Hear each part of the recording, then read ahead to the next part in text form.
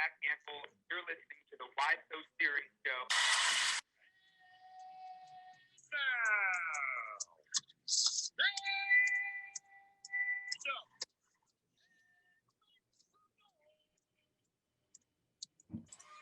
For your cast of the Why So Serious Show on BlazeRadioOnline.com. It is Thursday, and it is time for the Why So Serious Show. I'm Jesse Morrison, alongside Max Bechtold and Matt Kling. Jeremy Schnell will be joining us later. Matt, are you always eating on the show? Yes, because I'm just waking up. Yeah, but you woke up at 4. No, I woke up at 7:30. I woke up in the 9:30. Well, I mean, I woke up in the middle of the afternoon and then went back to sleep. Also, please tell me that's a Philly cheesesteak. Mm-hmm. Mm-hmm. That's so cliche. First of all, it's a cheesesteak. I'm sorry, the Philly cheesesteak is redundant. It has to be in Philly if it's a Philly cheesesteak, right? Like Parmesan cheese or champagne. Mm-hmm. What do you mean? Or a pin number. Parmesan is only Parmesan cheese if it comes from Parma, Italy. And champagne is only champagne if it comes from Champagne, France. So do I just call it eggplant cheese? No, there's different kinds of cheese that you would call it. And then champagne, you'd call it sparkling wine unless it's from specifically Champagne. Yeah, but I think I've had champagne with you, Max, and we've called it champagne. Correct, you have. I agree. But again, do I have to say eggplant with cheese on it? I mean, if it comes from Parma, you don't have to. Yeah, but the likelihood of me ever having eggplant parm from Parma is probably they don't even eat eggplant. But most of the cheese you get comes from Parma. That the sandwich is called a cheesesteak, and people call it Philly because they associate it with Philadelphia. In Philadelphia, we just call it cheesesteaks. Cheesesteak, yeah. Yeah. So it's just one of my pet peeves. I have many. All right, so we need to get into this though. How do we eat our cheesesteaks here? I go just provolone or mozzarella with peppers and onions, mayo, and I think I do mushrooms too. You're disgusting. What's wrong with mayo? There's nothing wrong with mayo. This is a very hot take, and legitimately, me and my coworkers were having this conversation this morning or yesterday. American cheese is good for a cheesesteak. And that's really what I just like on it. American cheese, sometimes I like a few grilled onions. I don't know, Max, before I go into more of my takes on it, what do you do on your cheesesteak? Well, if I eat a cheesesteak, and I haven't eaten one in a long time because I don't eat bread, but if I eat cheesesteak, it's usually an Italian beef sandwich which is kind of the Chicago version of a cheesesteak. Mm-hmm. Does it actually have cheese on it? Yeah. If you get an Italian beef sandwich, you can get with cheese on it. So I'll go with peppers and mozzarella cheese and Italian beef, and tastes good. But how do we feel about the what is it, the Velveeta people, or not the Velveeta, what is it called? Cheese Whiz people. Listen, I have much respect, but if you go to a good place in Philly, your whiz is gonna taste like water. So that's my take. Your whiz is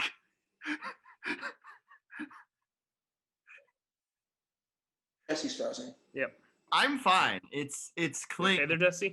I'm fine. I was laughing. Jesse. I was laughing. Jesse, you back? Yeah, I'm fine. Jesse. Oh God, this is a train wreck. Welcome to a roaring start. Can you guys hear me? Let's just now? wait it out. Can you guys hear me? Talking about cheesesteaks. So Matt, I gotta ask you a question. I'm assuming you haven't, but I think Jesse might try it out for the first time in a week or so. Have you ever had St. Louis style pizza? Can you guys hear me? No, and Yes, now we can. Okay. All right, I've never heard of I can St. hear you Louis guys style the pizza. entire Oh, yeah. time. This is staying All right, in, so- by the way, because it's phenomenal content. Jesse, you might as well just be quiet. You're all out of this. Your connection is awful. So anyway, St. Louis style pizza might be the most controversial style of pizza in all of the country. You can go look up a video. John Hamm ate St. Louis style pizza with Jimmy Kimmel once, and Jimmy Kimmel roasted St. Louis style pizza for about 5 minutes. I'm interested to see Jesse try it out because so basically what it has is it has this style of cheese called Provel. Now, the only place you get this style of cheese is in St. Louis style pizza. It is essentially a artificial combination of provolone and American cheese. And to most people, it tastes like absolute crap. But if you know St. Louis style pizza, you love it. And so I can't wait to get Jesse's thoughts on this. Like crust. It's a very thin crust. It's essentially just like a flat crust. And you don't eat them in like the wedges, you eat them in squares. It's always squares. It's a very thin crust, and it's Provel cheese. That's St. Louis style pizza. Traditionally, you usually eat a supreme pizza, but you can get really anything for it. So, just to clarify, Max, you guys can hear me now, correct? Yes, we can hear you. Good. Just to clarify, I don't like olives. So if the supreme pizza includes olives, please don't do that. Otherwise, I'm not getting a supreme pizza because I don't like olives either or peppers on my pizza. So okay, I do like peppers, but I don't like olives. I don't like olives in general. Black olives, green olives, really bad. I do like the pimentos out of the olives. Those are good in pimento cheese. So, yeah, but yeah, I'm excited for that. Actually, I mean, I like all types of pizza pretty much, and I do like American cheese. I've been known to eat a slice of American cheese just out of the packaging, and it's a very unique. It's not really the flavor of it; it's really the texture of the cheese. It's like a very weird texture that definitely takes some getting used to. Like even me, whenever because we the most famous St. Louis style pizza place in St. Louis, they have frozen pizzas that they can like ship out across the country. So we always get a few of those. And we have one of those every few months or so at my house. And like every time I eat it, it takes me just a little bit of time to like adjust to it. Like it takes me 1 or 2 pieces to adjust to it. So apparently this place has St. Louis style pizza, which we've never been able to find outside of St. Louis. And so we're very excited to try it at some point. So yeah, I'm excited too. I like all types of pizza. Like I don't really understand the arguments about like, oh, Chicago style's bad, blah, blah, blah. I don't like New York Chicago pizza. style's the best. Like it's all good. It's all good. Deep dish, thin crust, cracker crust, pizza bagels, pizza grilled cheese. If you've ever had that, it's really good. I made my own pizza in the oven the other day. Too doughy, way too doughy because I had the refrigerated dough. And I don't know, maybe I didn't put enough cheese on it. I don't know. Regardless, it was too doughy. Definitely, if I make my own again, I'll make like the one with the already pre-cut crust. So, yeah, I could give you a good pizza crust recipe there, Mr. Kling. It is deep dish, so. All right. Well, I love deep dish. By the way, the best place in Phoenix to get pizza is Lou Malnati's. I love it. Very good. Yes, very good. But I do like NYPD. Oh, I love NYPD pizza also. I do. It's very good. And they put like some sort of seasoning on top that is really good. And they cook it perfect. You never get like a badly cooked pizza from NYPD. A sausage and pepperoni NYPD is so good. It's really good. All right. Well, I wanted to get into Baseball Hall of Fame because oh God, nobody made it. There's no Hall of Famers. There's no Hall of Fame. Yeah, there's no Hall of Famers coming. There's going to be no 2021 class, which is kind of good because the 2020 class wasn't like inducted last year. So, which is just Derek Jeter, I believe. Well, and Larry Walker. Larry Walker, yeah. Former Cardinal Larry Walker. Doesn't deserve it, but okay. I have a jersey of him for the Cardinals. He was on the Cardinals? Yeah. Played like 2 or 3 years with the Rocky. No, he played a couple of years with the Cardinals. Okay, well, I just wanted to talk about Kurt Schilling. Oh, why? Why Because should we? I just want to Why talk does anybody want to talk about Kurt Schilling? because I want to make the point here Max and I talked about this in the group chat. So yes, great postseason pitcher. He was a great postseason pitcher. But he's being kept out of the Hall of Fame because of his fascism, and that is like 100% known. Like that's definitely why he's being character clause stuff. But It's fair. which is fair. It is part of the Hall of Fame, standards. Yes, which is interesting though, because like you could go back into the years and just look at how many Hall of Famers had serious character flaws. But like maybe it's good that they're changing it. It's good, whatever. Okay. I'm reading the stats here. So I'm seeing a 22 in 2001 in terms of wins, a 23 in 2002, but he wasn't even the league leader that year.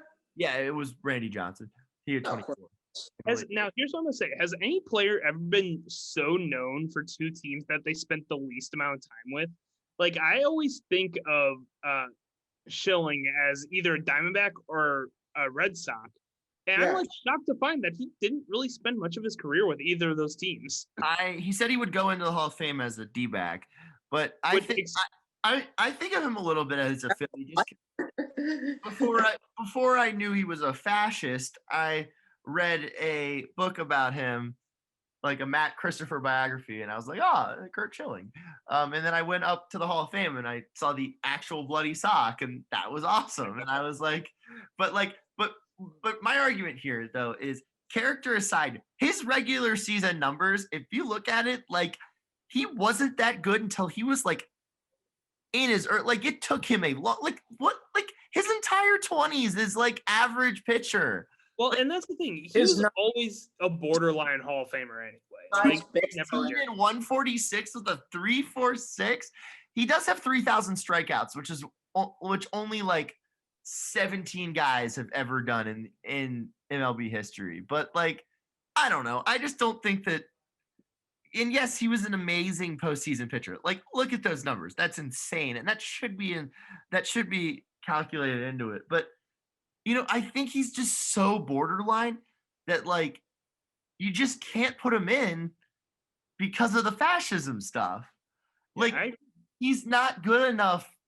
Like, I mean, like, not saying that anybody should get in because of the fascism stuff, but if like that is just like, he was just too good for us to ignore his numbers and whatever, we'll put him in just because it would be laughable for us to ignore those kind of numbers. I just it's not like he's like a 4-time Cy Young winner with like 12 All-Star games and stuff. No, he's a 6-time All-Star. He's a really good pitcher. Like, yeah. So I don't know. I think I would vote no just because of the character thing. He's like if Philip Rivers had severe character issues, it'd be like, yeah, no, he probably shouldn't get into the Hall of Fame. Kurt Schilling is like on the field like Philip Rivers, except Kurt Schilling had a lot better postseason than Philip Rivers, but still, yeah, regular season wise, they're Philip Rivers making the Hall of Fame though. I think he is too. I think he should, but he doesn't have the character issues, so no, he doesn't even cuss. Yeah, like the dude doesn't even cuss. You think Schilling cusses probably 7 times a day on his Twitter. Well, and it's slurs. It's not even just like, that too. It's not even just like cusses. It's slurs. Yeah. All right, I'll stop sharing. But do you guys have any interest in should Bonds make the Hall of Fame? Yes, Barry Bonds should make the Hall of Fame because he's the greatest hitter in baseball history. Debatable. Under 300 hitter for his career. Really not debatable. Under 300. Hank Aaron was better. People were literally like, we're just gonna like you sit there with the bat on your shoulder because it's better off for us. Yeah, we're just gonna walk you like 5 times a game. But I wouldn't call somebody that doesn't have a 300 average for his career the greatest hitter in MLB history. That's just when you combine Ichiro's a better. I would say Ichiro was a better hitter. Pete Rose was a better hitter than. No, but when you're combining hitting, you gotta combine power as well. Yeah, and there's players like Ted Williams that hit for average like 330 and also hit like 35 home runs. I'm not sure, but they're playing against pitchers who were barely even throwing the ball. I mean, yeah, but you can go to the modern times and Like, here's also the thing. look at like a Todd Helton, for example. Bonds was hitting against pitchers who were roided up too. I mean, like, yeah, he was, because I mean, The Hall of Fame is a great museum, and it's a terrible process to get into that museum. it's the best. It's one of the best museums in the United States. If you haven't been, you should go. Great. I've only been to two Hall of Fames, which are the College Football Hall of Fame and the Bowling Hall of Fame, The Bowling Hall of Fame, which is in St. Louis. I really want to go to the National Bobblehead Hall of Fame. I interviewed a guy from there. That place is awesome looking. It's up. I think it's in Chicago, but I could be wrong. It could be Minneapolis. But Macaulay Culkin actually went in there and did a vlog from it and was like, "Oh, look, it's the Home Alone Macaulay Culkin bobblehead." By the way, talk about somebody that's gotten over his issues and has become really funny and like really good at self-deprecation and like making fun of the fact that he was like a child actor. It's really good. Yeah, I agree. But He's no, he's part of one of my favorite YouTube channels. Macaulay Culkin is. Here's my thing with Bonds. The Barry Bonds was a really good hitter before steroids, and assuming that he didn't take steroids before 1998. Assuming that he didn't take steroids before 1998, he's a Hall of Famer. This is an argument that I heard Max Kellerman make on First Take one time, or I didn't really actually hear him make it on First Take. I just found the video on YouTube, and the guy like Sosa and McGuire don't deserve to be in the Hall of Fame because their careers are literally just products of steroids. McGuire sucked really until steroids. What'd you say? McGuire kind of sucked until steroids. Yeah, like he started out really good and then started to decline like a regular player. If you look at somebody if you look at Sosa, like he was like not great with the White Sox, and then he went to the Cubs and just all of a sudden is just this behemoth that's hitting 60 home runs every year. Here's the issue with this is that MLB and the MLB writers want to act like they're so above all this. They're so whatever. They loved it when it was happening. It was making them so much money. It was making them all so famous, so rich. It was bringing so much attention. Like, here's my thing. It was way better back then. Yeah, I don't have a problem with them saying, "Oh, this person doesn't deserve because they cheated." But it's like, don't act like you're so much whatever. Like, they always post their ballots like, I voted for one person. It was none of the people that were involved in steroids because they're not worthy. It's like, you loved it when it was happening because it was bringing you in so much money. The argument about the steroid era is that it saved the sport because when everyone went on strike in 94, it was like, okay, baseball is dead. Baseball is dead. There was no World Series. The pandemic didn't even end. We had a World Series during the pandemic. We had a season in a pandemic. We did. We had a 60-game season and a World Series during the pandemic. They couldn't even do that in 94. And there was nothing going on. Wait. During the pandemic, there was that labor strife between the players. Yeah, I'm saying in 94, when they did have a World Series, there was just labor strife. And it was an actual strike, too. Yes. Now, a few years later, the game really needed some reinvigoration, and some performance-enhancing drugs just kind of started floating around, and then guys just started hitting a bunch of dingers. Yeah, and the home run chase was the thing of the summer, the year of my birth, the year of the Lord, 1998. But yeah, I think that it was, I just don't like. I'm with you. I don't like that whole attitude that they. I think want to put that part of baseball history. I also really hate. What, Matt?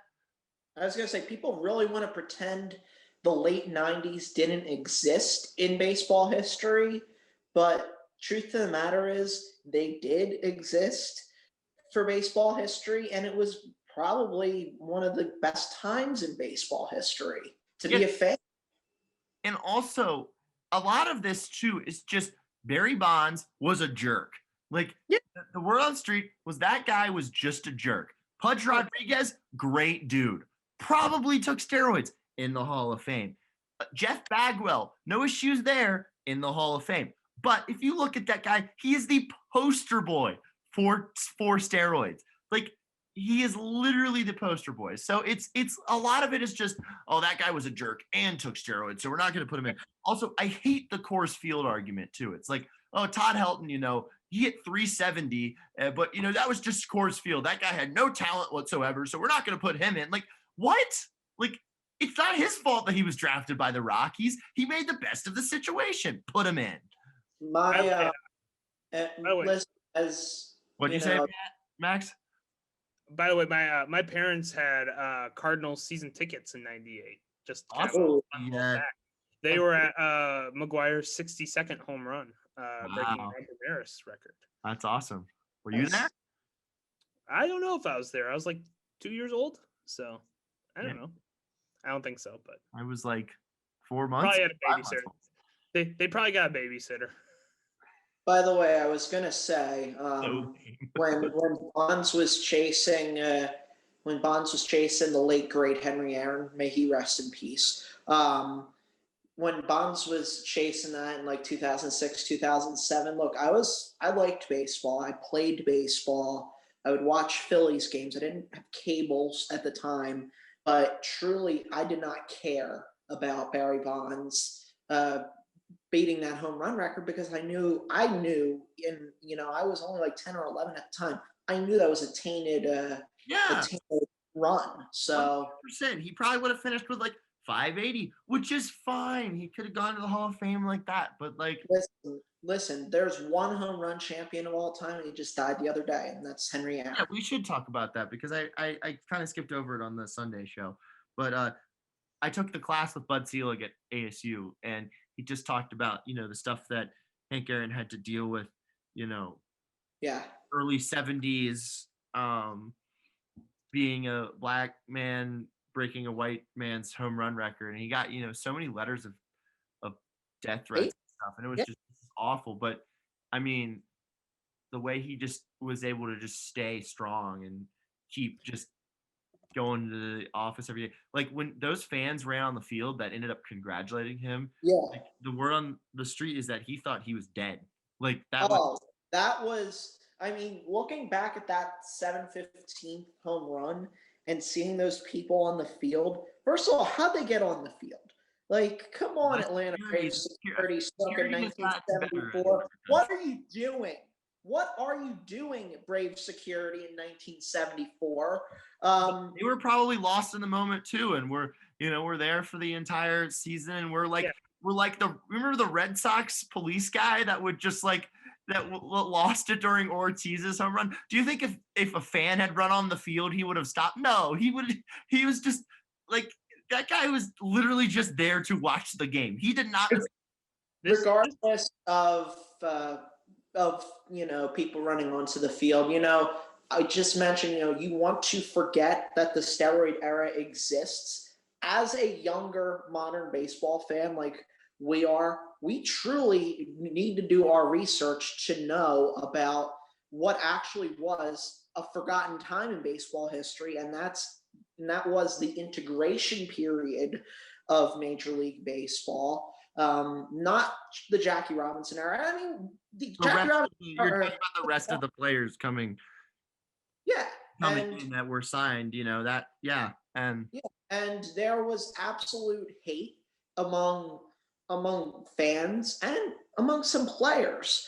My dad told me this story the other day, and I mentioned it in the group chat. In 1964, the Philadelphia Phillies were the best team in baseball until around September. And Dick Allen who should also be in the Hall of Fame, also just passed away recently. May he rest in peace. That they had a very bad downfall. And it was after they acquired a player, name's on the tip of my tongue, I forget his name, but apparently he hated he apparently hated Dick Allen and, caused strife, and apparently was cut from the team the next season after striking him with a bat. So, the fact that, there was that sort of racial tension within locker rooms isn't talked about at all. And it's a terrible look on the sport. It's why I mean, all sports have their issues with race, in my opinion. Yeah, but whether it's some are bigger than others. The biggest sport with the biggest race problem is soccer. And absolutely. People don't talk about that enough, especially in like Italian soccer is horrible for it. I hear stories about Italian soccer all the time. But I just wanted to pull it back to Hank Aaron for a second. Because I think it gets lost a lot. I think a lot of people remember him as an Atlanta Brave, obviously. Yeah. But what gets lost is that he spent like 80% of his career, I think, almost in Milwaukee. Yeah. And with the Milwaukee Braves, and then he came back with the Milwaukee Brewers. But he's kind of like a cult figure in Wisconsin, like Hank Aaron is. Like, I don't think it gets talked about enough, but like he is the iconic athlete of Wisconsin sports. Not even like Packers players, like not even Brett Favre would like even come close to like Bart how Starr. he thought. Not even Bart Starr. Nobody really comes close to what I'd say the closest thing. Ironically, another player that's known for playing in a different city is Kareem Abdul-Jabbar. Yeah, he still comes back to games sometimes. He's very beloved, and so is Oscar Robertson. But he also played the majority of his career with another team.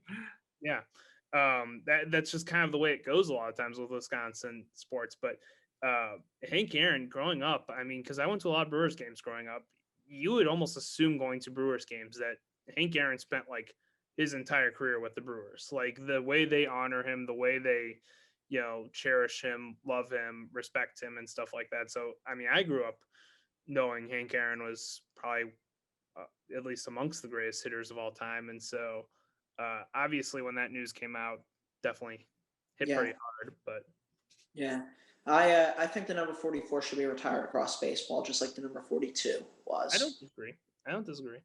Yeah, I think it's such a great number though. 44 for a power hitter. Like I think Hank Aaron though, he's an interesting one because I think everybody acknowledges that he's one of the greatest players of all time, but I don't think anyone really acknowledges how great he actually was. No, because how important he actually was. Yeah, because he was just slow and steady wins the race. He was 40 home runs every year.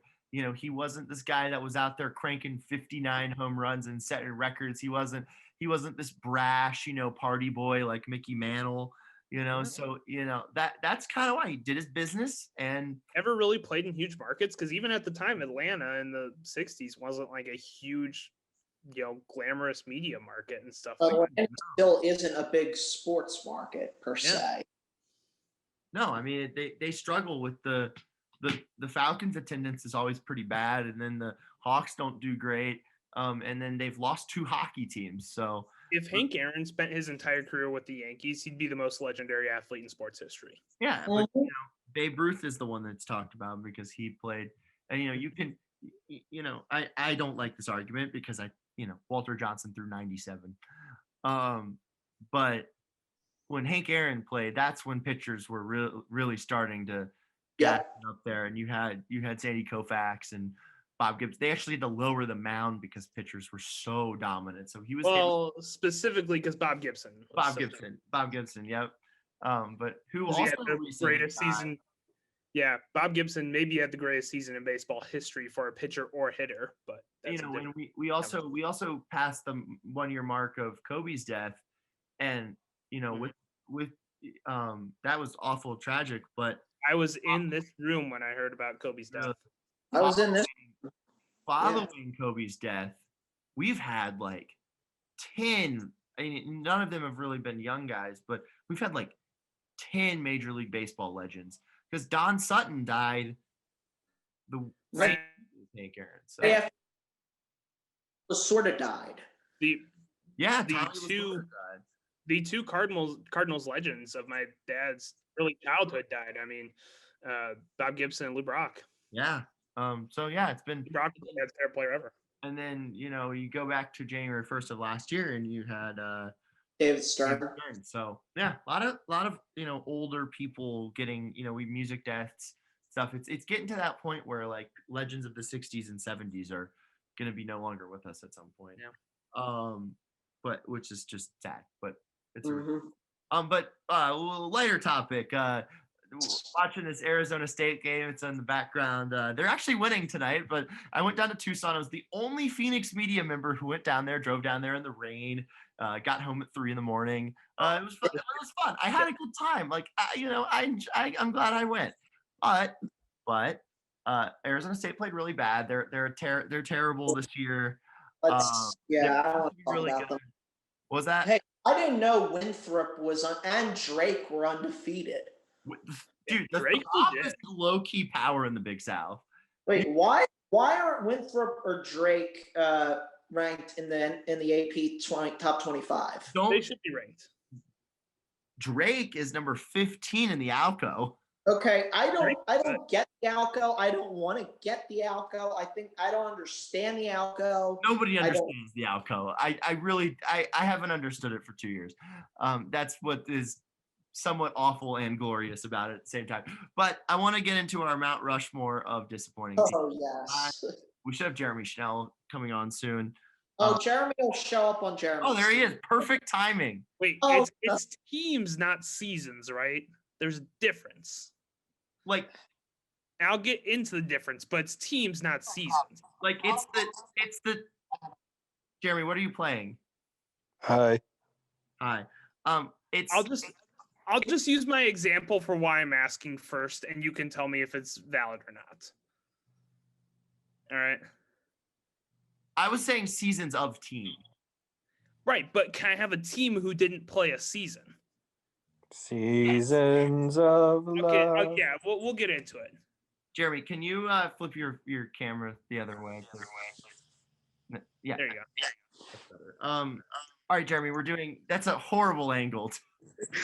Jeremy, first off, how do you like your cheesesteak? Because it's the worst of all of ours.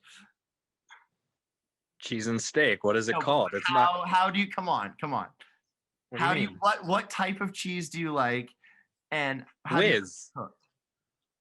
Whiz. No, but how do you like it cooked? Oh no. Well done. What you need the steak cooked. What? You think I want cold steak? No, you can just cook it regular and it's also cooked. But it's not at Subway, first of all. But when I don't have to That's your tell first mistake people, that you get it at Subway. Yeah, no, obviously. If I go to a place in like Philadelphia, I don't need to ask them to do it well done because they do it right in Philadelphia. Amen. Yeah. Okay, all right. Well, Jeremy, we're doing Mount Rushmore of I wanted Alex to be here so I could see where Drake and Winthrop are in the Alco formula. Drake is number 15. Number 15, number 16. But the Throp, I don't know. There's a pitcher from my high school who plays baseball, the Throp. They're both undefeated. Never lost. Winthrop, low-key, they've made like 8 tournaments. But whatever. We did the Gonzaga Baylor game before the end of the year. They're supposed to play. Needs to put Gonzaga in. They really do. That would elevate the conference, let me tell you. But we're doing Mount Rushmore of disappointing teams. This is snake style draft, of course. This is seasons of a disappointing team. Yes, if you just don't play that year, that counts too. I still don't think you've caught on to what my team is, so I'm interested. I haven't. So wait a minute. So technically, I could say that Andrew Bynum's tenure with the Philadelphia 76ers could be on this Mount Rushmore. Well, and I was thinking like full team as a whole, not just one player on a team. Yeah, well, I mean, it was that season was supposed to be a really good season, but then that's fair. But the team healthy, and the team sucked, and then they went into the tank. I'm not explaining the segment. I'm going to start off, and then we'll go Max next, then Matt, then Jeremy twice because we're doing a snake style draft. And my first one is the 2006 Washington racial slurs. And yes, I can call them the racial slurs because they were still the racial slurs in 2006. They came. Yeah. It was 2005, they were really good. They made the playoffs. They won the only playoff game of my life. It was the first year that I really got into them. And they had Mark Brunell coming back, Sean Taylor, a bunch of good players. And they came back and were really bad. They were like 5-11, and it was my foray. I should have left. After that. I was still young enough. I didn't. I stuck with them. That year I happened to get my first jersey, a Chris Cooley. So that team not fun to. And that we ended up benching Brunell for Jason Campbell, and the rest was terrible. Terrible history. We might have made it the year after or the year after that, but we didn't go far. We had like Todd Collins running around out there. But yeah, Max, what's your first choice? All right, my first choice. This is the one that got me a question because this team, I don't think you could consider they technically played a season, but it is the 1980 Soviet Union hockey team. Because they were supposed to be the greatest team to ever have like touched ice before. They're supposed to be like the 20 greatest players to have ever seen us skate, and they lost to a bunch of college kids, and they got the bronze medal. What a disappointment! Jesse, is one of yours the one that I'm thinking of from 2004? Oh, I was thinking about that team. No. Okay. Okay. I'll take it. No, mine are really like funny. I took the 1980 Soviet Union over that team, though. I play by my own rules, so my disappointing team is the 2011 and 2012 Philadelphia Eagles. The 2011 Philadelphia Eagles made a lot of big offseason acquisitions. Nnamdi Asomugha, Vince Young, notably. Nnamdi Asomugha might be nominated for an Oscar this year. Yeah, Vince Young, who really called cool dude. The 2011 team. Some would say he's awesome. Yeah, so the Dream Team started out 4-8. They somehow won their last 4 games to finish 8-8. Whatever. They stunk. Oh, by the way, Cal coming back 35-34. Keep going. They were winning at halftime. They were? Yes. I'm doing the show, The good investment part of that bad year was they got Fletcher Cox 12th overall in the 2012 draft. However, the 2012 team was much worse. They started 3-1. They finished 4-12. All 4 of their wins were by less than 3 points each, and with deciding scores in the last 2 minutes. And so that led to Andy Reid being fired. The good news is the Eagles eventually won a Super Bowl a few years later, but the Dream Team and Andy Reid eventually won a Super Bowl. What's that? And Andy Reid eventually won a Super Bowl. He might get another one. Yeah. Rick Martin has tape around his wrist. Not good. The Dream Team and the year after are my first in the Mount Rushmore. All right, Jeremy, you got 2 choices here. I guess 2004 USA men's basketball. Oh yeah, that team was awful. Yeah. That was the other one I was considering. Tim Duncan, really great. The Athens team. And then this year's 49ers team. They were plagued by injuries, but like a year after going to the Super Bowl, it's every team that loses the Super Bowl, unless you're Brady, does that. Yeah. Injuries in a tough division there. Yeah. I don't know about that one, but whatever. Matt, your next one. The 2012-2013 Lakers. A team with Kobe. That's the This Is Gonna Be Fun, right? The Sports Illustrated cover. Yeah, this is the Kobe, Nash, Gasol, Howard, Meta World Peace team. Dwight Howard ruined Kobe. Kobe went so hard. Physically ruined Kobe. Mike Brown was the coach, got fired 5 games into the season. Mike D'Antoni came in and coached. They got swept in the first round of the playoffs because Kobe tore his Achilles before the playoffs started. They dragged themselves into the playoffs. That team was a disappointment to watch, and partially the reason why I hate the Lakers. All right. Max. All right. My next pick is the 2012 USC Trojans football team. Oh, they were so disappointed. Who came into the season ranked number 1 after Matt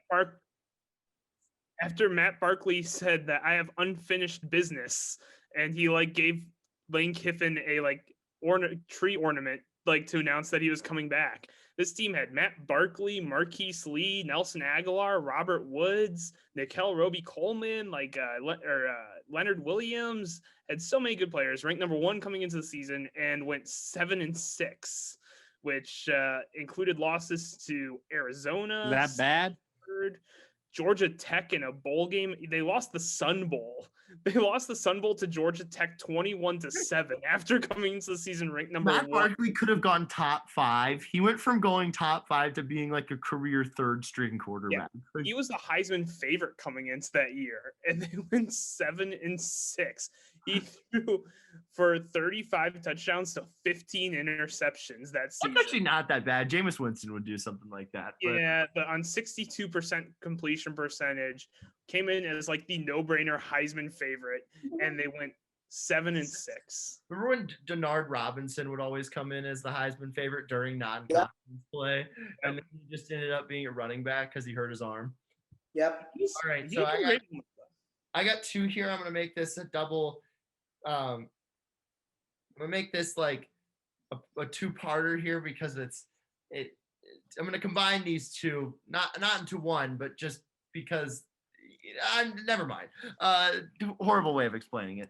But I'm gonna go with the 2020 Arizona State Sun Devil football team. Obviously there was COVID. But you go into the first. They originally postponed the season to the spring. You're like, oh darn, this is a wash. And then they're like, oh, this season's back on. I'm like, 7 games, not that much, but if they really show out and this team's loaded, they got all these recruits, blah, blah, blah. Like, this is going to be a team right here. And then they lose that heartbreaker on the road in LA against USC. And then they have the 3 games canceled. They're never rescheduled. Then they have that 70-7, which is, well, then they lose again to UCLA team it's getting better, but not to the level. Then that 70-7 is like the best thing ever. And then they win again at Oregon State. You're like, oh, this team's coming together. I can't wait for the bowl game. And then they opt out of the bowl game. So yeah, I'm going to go with the 4 games played from a team that I thought was going to win the Pac-12 South. And then I'm going to follow that up. That bad. I don't think they're that bad, though. I mean, they're 2 scores away from going 4-0 in that round. It was the 4 games thing, and there was just so much hope. And for it to be my senior year, and I just was really excited. I was like, man, I might get to cover the playoff. This is gonna be awesome. Like, I thought they would, or like your expectations are way too high. Or like at least like the Fiesta Bowl. Like, I mean, I did cover the Fiesta Bowl, which was awesome, but it would have been cooler if it was Arizona State. So I don't know though. I really enjoyed seeing Brock Purdy and Bryce Hall or that's his name, right? You're a big fan of Iowa State. Brees Hall. Bryce Hall is like a YouTuber or something. But no, I was gonna go, and then my next one is this season's Arizona State men's basketball team. Now they are such a disappointment. Yeah, I know it's a difficult time. Whatever, we're all having to deal with that. But this team was supposed to win the Pac-12. They have top 50. They have 5 or 6 top 100 recruits on that team. They should not be any lower than a 4 seed in the tournament. Maybe a 5, but a 4 seed is what I was expecting out of this team. And they're probably not going to make the tournament. I don't think there's an NIT this year. So it's just going to be an overall disappointment. They have to win out. They basically have to win the Pac-12. They have to win. They basically have to win the Pac-12 tournament. So, come back. That team. So yeah, Vegas. They can make a miracle in Vegas. That's all I'll say. Back to you, Max. All right, my next one is the 2012-2013 Kentucky Wildcats basketball team, a team that I think gets forgotten a lot. Men's or women's? Men's. They had. Well, you didn't clarify on yours. Yes, I did. I don't know if you said men's basketball. He said. Okay. Well, anyway, they had the number 1 recruiting class in the country, as early mid 2010s Kentucky always did. They had Willie Cauley-Stein, Archie Goodwin, Nerlens Noel, and Alex Poyet as their recruits that they brought in. And they missed the tournament and they lost in the first round of the NIT to Yep. Robert Morris. Yep, I remember that. This team, this seemed like when Kentucky was unstoppable. They were coming off the championship with Kid Gilchrist and Anthony Davis. They were that with Kid Gilchrist. Kid Gilchrist was legit that year. I know, he was like the second overall pick. Yeah, he was really good in college. They had Terrence Jones on that team. I mean, they had a really, really great team and stuff. And obviously, I mean, it's one of the best college basketball teams of the decade. But they look to be almost. That was the Norland's Noel year where he tore his ACL, or no? Yes. Yeah.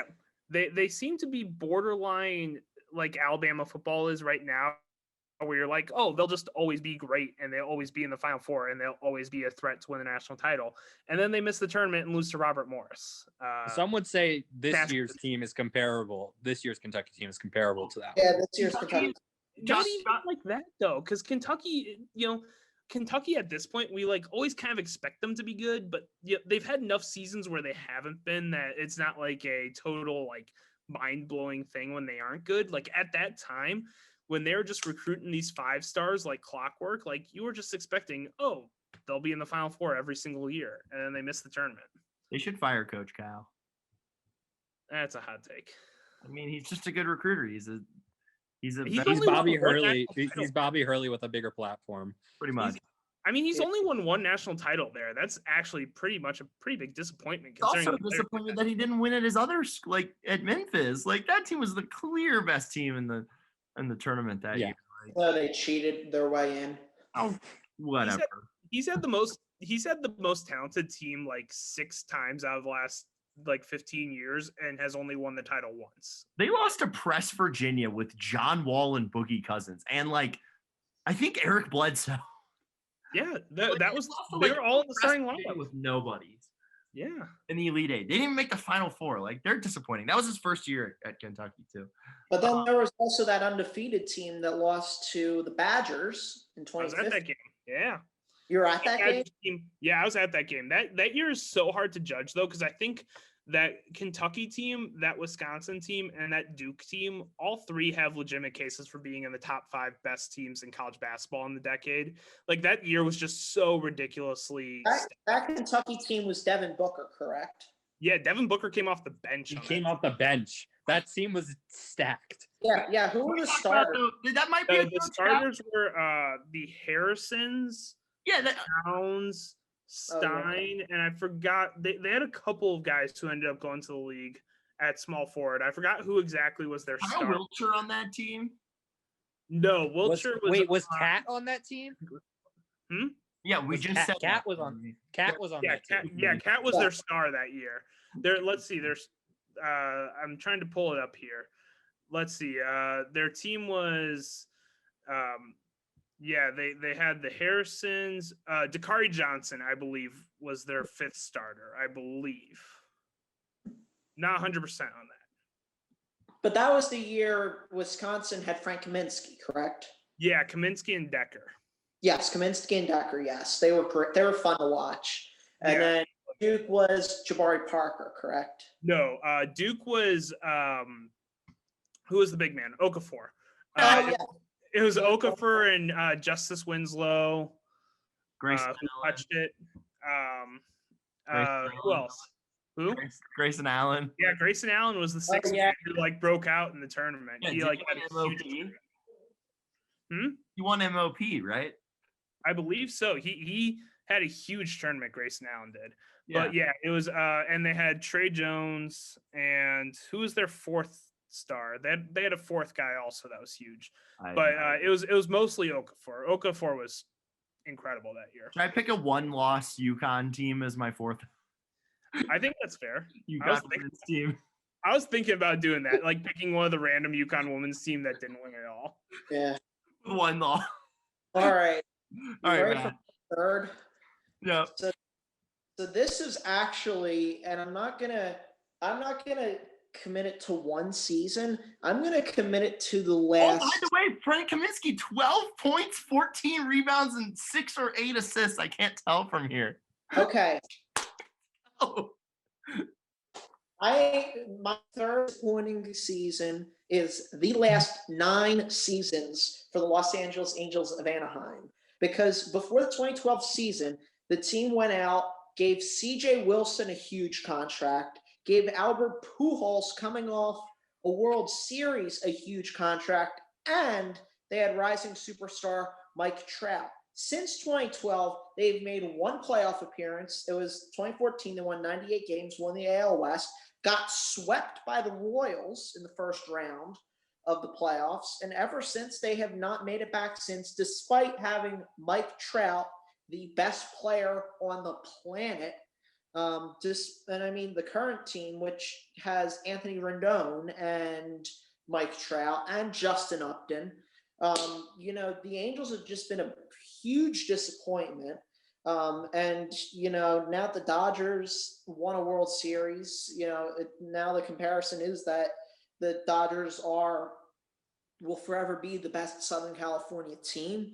And also, I swear Jesse Morrison cursed that team because he picked them to win the World Series. So I think they said they would get there. I don't remember. Yeah, the Angels from 2012 to present are my third most disappointing season. What was my World Series prediction? It was terrible. It was Angels Diamondbacks. It was the D-backs and the Angels. Hey, Joe Madden is the manager of the Angels. You forget that. He's going into his second season. I don't care. It was the worst. Okay. Jesse, I had the Yankees and the Brewers. That was not as bad. At least the Yankees were good. Yankees lost in the playoffs, and the Brewers got swept by the Dodgers in the wild card. All right. The Brew Crew. That's a very good, or those are very good choices. All right, Jeremy, whatever you're doing, you're You want me to do 2 or 1? You're doing do 2. You're doing 2, Dano. So 09 and 10 UNC men's basketball team. That was the year after they had won the national championship and they got to the final of the NIT, I believe. All right, here's the thing. The year prior, I had watched a lot of Radford University basketball. They had this big man from Europe. I don't remember who he was. They were matched up with UNC and Tyler Hansbrough in the first round.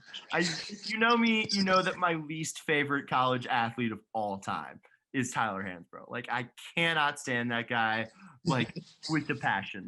Everybody I've heard tells me he's a great person, but I knew people that went to UNC and they said he was the nicest guy on campus. But he hit a shot and showboated against Tech. I didn't like it in the ACC championship game. And so there's a lot of things playing in this, but I just went off my gut feeling and picked Radford, 16 seed, to beat Tyler Hansbrough, Ty Lawson, and UNC. And guess what happened to me? UNC won the national championship. I believe in Detroit that year. Ford Field. How about that? Yeah, so that team was very disappointing the year after. They went to the NIT final, I believe, at least the Final Four. But yeah, that was a sad time. Oh, look, right. Mallory's calling me. Can you answer your second choice here? Well, I was gonna phone a friend and see if I could get Leo to be on the show real quick. Okay, that's fine. Do we want to finish up ours real quick? No, let's just do this live. Okay. Well, while you're phoning a friend, and never mind. I'm just here for the ride. I'm not the host. Whatever. You take over. Hey, Leo, I got a question for you. I'm in the middle of doing something on the Why So Serious show. I wanted to know who is the most disappointing team of your lifetime that you thought was going to be good and just ended up being bad.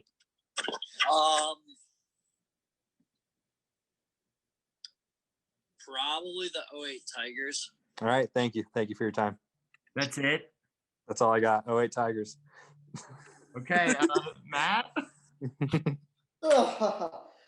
This team was the 2011 Red Sox. Had a lineup with Adrian Gonzalez, Dustin Pedroia, Kevin Youkilis, Carl Crawford, Jacoby Ellsbury, David Ortiz, among others, with Big Poppy. How about that? Josh Beckett, John Lester, John Lackey, Tim Wakefield, and closer Jonathan Papelbon. They were a first-place team And then they started eating fried chicken, and next thing you know, they lose game 162 to the Orioles, and the Rays or the Yankees let the Rays come back and beat them to make the playoffs. They blew it up. They won the World Series a couple years later, but their epic collapse put them on my list because it was a memorable epic collapse, and they finished 90-72 and missed the playoffs because the next year was when they added the fifth team to the playoff mix. Max. All right. Since Matt and Jesse have both talked about some of their favorite teams' most disappointing times, it's time to talk about a real sad time in my life. The 2018 Wisconsin football season, in which they came into the season ranked number 4 in the country. I remember this year. And they went 7-5 in the regular season. They were that team where you always say, like, oh, 1 or 2 of these top 10 teams is not going to end up being very good. And they were that team. I think the Leprechaun show made fun of them a lot. Yeah, they started off the season great. They won their first 2 games by 31 points each. And then their third game, they lost to BYU at home. And this was not a good BYU team. This was not Zach Wilson BYU. This was a bad BYU team. Then they won a couple games. Then they lost by 30 to Michigan. They won a game. Then they lost by 14 to Northwestern, a game that Jeremy and I watched together. That was Jack Cohn's first career start. The new Notre Dame quarterback. You can sling it, man. Notre Dame, right? Yeah, Notre Dame. One of those schools. And then they lost to Penn State. And then in probably the lowest moment of my fandom of Wisconsin football, they lost by 20 at home to a losing record Minnesota team, a game I was at. They did bounce back to beat Miami 35-3 in the Pinstripe Bowl. But the fact that they were in the Pinstripe Bowl in the first place was kind of embarrassing. After Were you there? The season number 4. I was not, because the season was really disappointing. So I was like, I'm not going to the Pinstripe Bowl this year. Yeah, I'd like to go watch a football game. But Taylor did have a great year. Jonathan Taylor ran for 2,000 yards that year. Kind of makes you wonder how they lost 5 games. But anyway. All right. Well, my final choice is my hometown college football team, the 2012 Virginia Tech Hokies.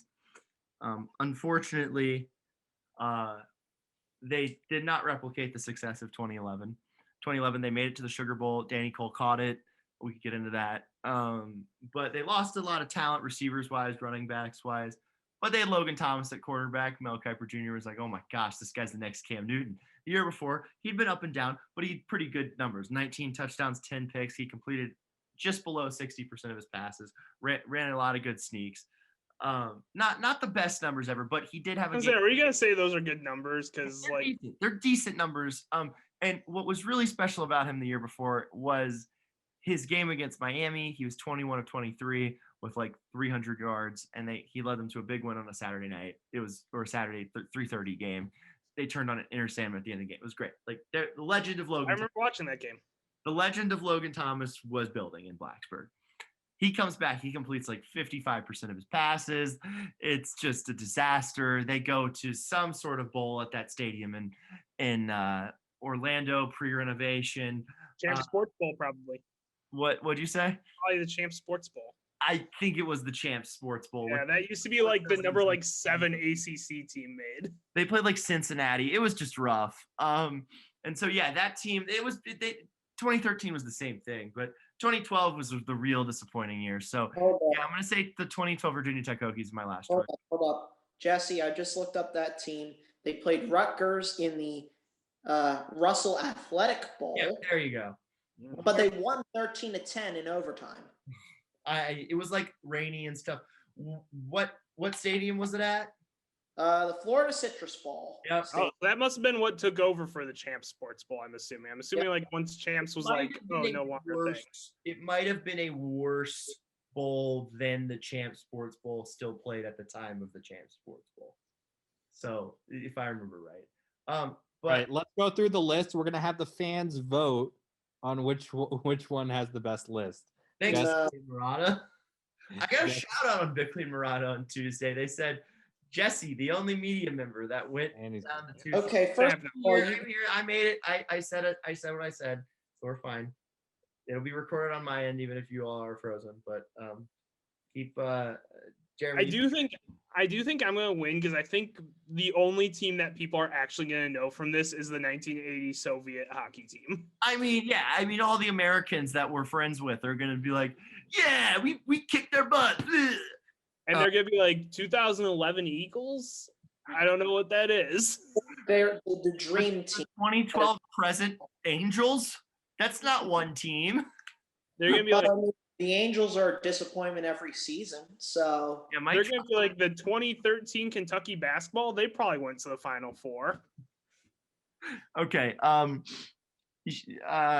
Max, LPGA. Yeah, LPGA.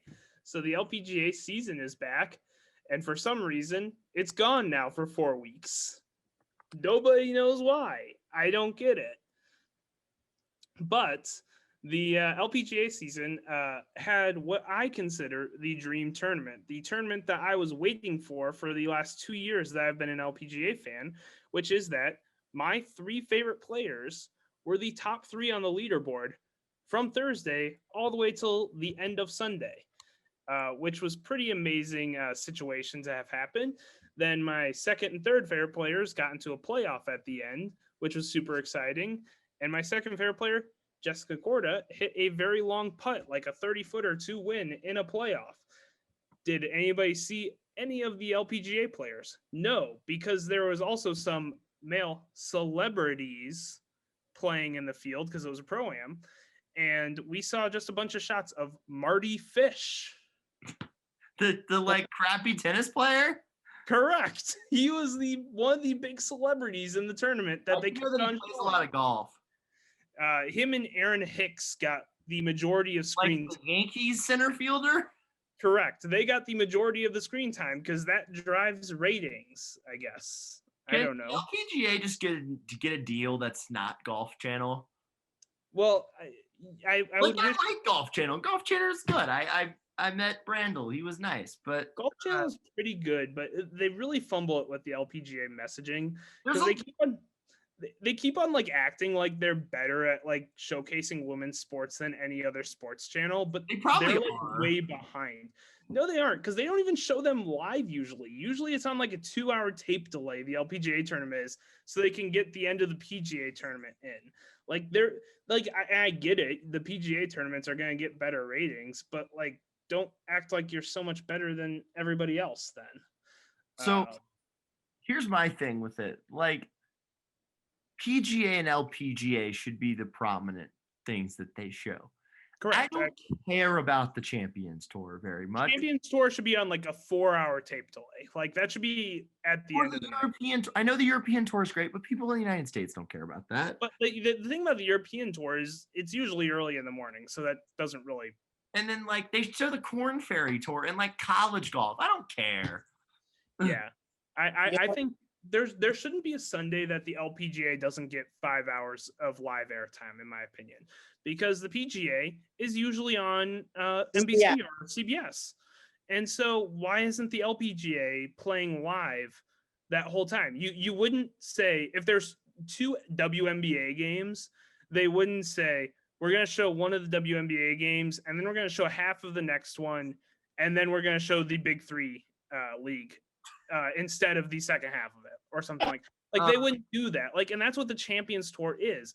Like, it's fine, but it's usually 3-day tournament where they play from really short tees on generally very easy courses. Like, it's not exactly challenging, and usually the same 3 or 4 players win every single tournament on the Champions Tour because they have players that come off the PGA Tour who are used to playing these really long, really difficult courses and then come in and win like every tournament every week. Phil Mickelson, he's played twice and won twice? Yeah, and like he's like shot like the Champions Tour scoring record like both times he's played. It's like now that Phil is playing in the Champions Tour, I think that we're gonna get Tiger in the Champions Tour now because I don't see it. No way competitor Tiger lets Phil have two titles. He's gonna play 3 times, win 3 of them, and then leave.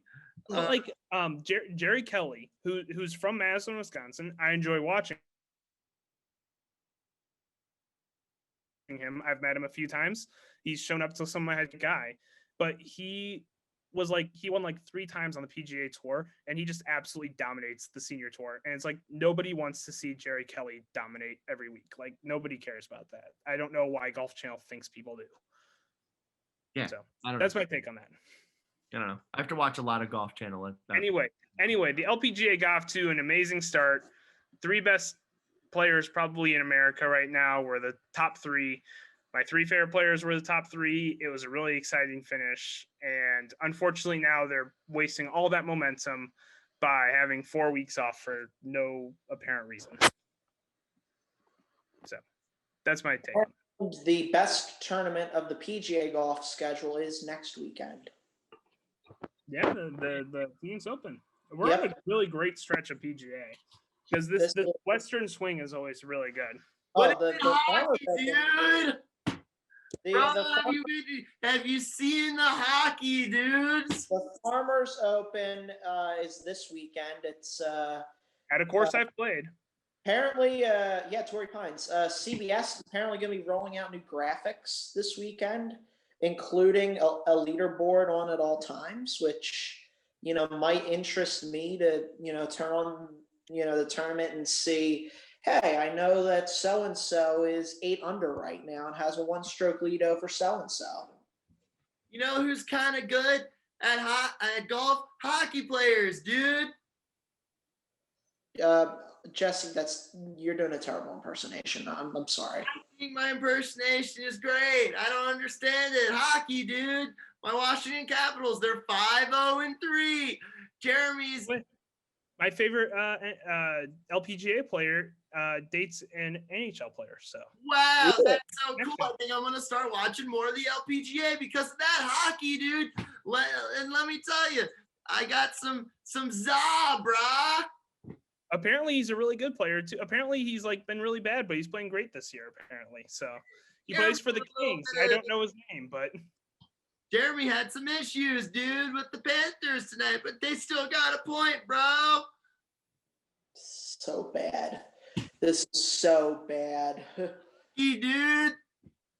Although I will admit this hockey segment is better than our previous 20-minute nonstop discussions with our previous hockey. Don't talk bad about my guy, Evan. He's one of my bros, dude. We love to go to the hockey bar and we watch the hockey, bro. Bad about him. I'm just saying this is a much quicker segment than the previous one, which put me to sleep, dude. But I could go on for hours, bro. It was totally tubular. Did you see the Caps? They had 5 goals in the second period. That's 5. That's cinco. You want Capitals analyst? Reach shut up. He will sit and talk for an hour about the Capitals. I don't know what you're talking about. I think I talked to him on Twitter though, dude. He's one of my good friends who is my CNN source. So rock on, brah. All right, what's next? I can't wait till the COVID's over so then I can go to the hockey games, brah. You could go to hockey games, bro. Arizona, dude. Just wear your mask. I take the pandemic seriously. They only take 1,000 less fans. If they had 1,000 less fans, I'd go, brah. They're normal. Stop. It's not funny. It's not even your character. You stolen this character. What's the deal? Yeah, well, Jeremy steals character. another character from the Levitard family. So we're just a Levitard fan show. What's wrong? Yeah, but you're literally stealing the character. It's fine. Listen, Max, what do you think? Got annoying after Max the was we first all know that Mallory is the Stugatz of the group in more ways than one. So Max was laughing. What do you think about the character? Far away from the mic. This reminds me a lot of my favorite episode of The Office Dinner Party when Michael Scott is doing an impression. He's like, "Oh, Jim was laughing," and Jim yeah. Like, Listen, that's what this reminds me of. The party episode is very cringy. It is like It's the best episode in television history. I don't know. I'll argue that Niagara was Niagara the is best episode Great of television. episode. Niagara's But I mean, both of them are like nails on a chalkboard cringy. Dinner Party is the cringiest episode ever made, and I live for every single minute. Yeah, put it on. Put Anyway. it on the poll. Whoever has Twitter access is Dinner Party the equivalent of fingers on a chalkboard cringy? You have to make sure that people know that that's the Office episode, because there is that small faction that I'm part of. I'm part of a faction that has watched some of The Office, not all. Have you watched Dinner Party? I think so. Because you need to watch Dinner Party if you haven't. It's the one where Dwight brings. I've watched Dinner Party, bro. It's such a good episode. First of all, it's you have to put. Is the Office episode Dinner Party? Yeah, you at least need to capitalize Dinner Party. You should probably capitalize that. Maybe put it in quotations, Jero. Yeah, Jeremy is just. I don't know. I swear I should, since I'm the correspondent, I should be the social media guru, but It's usually Mallory, but she's not here. yeah, well, the Stugatz is strong in her, so. The Mike Ryan is strong in me, bro. Gosh, oh shush. Can we get to another? Is the Office quote dinner party? Episode is the Office episode dinner party in quotations capitalized. The equivalent of nails on a You guys chalkboard. know Roy Bellamy on the Lebitard show? I call him Wah Bellamy because, Patrick Wah, man. Okay, come on. I'm sick of this segment, okay? Yeah, get out of here. Come back and we'll talk Bachelor, okay? It's one of my favorite characters on the Lebitard show too, and Jesse just made me not like that character anymore. He's ruining the character. He's ruining the show, and I'll be honest with you, I have not listened to it since they've left ESPN. Has it gotten any better? I haven't listened to it either, so. It's been great. It's been great. Are they cursing now? Yes. Yes. The- Also, what's the deal with Amin Al-Hassan? Did he just dip from ESPN just to join them? Join the friends, brah. Jesse, shut up. It's not funny. It was not funny for the first time. Then why are all of you all laughing? I don't understand. We're not laughing. We're trying to move on. What are we going to talk Bachelor now? I don't know. I was kind of thinking about wrapping it up so I could watch the end of this this Arizona State game, but Mallory's here, so I guess Good. We'll talk. Let's talk. Let's talk. I voted. talk- Shut up, Jesse. Mallory, are you gonna talk? Are you gonna give us a little recap action, or are we gonna or are you just gonna join here? There she is. I just wanted to see where Jeremy was because he wasn't answering my phone calls.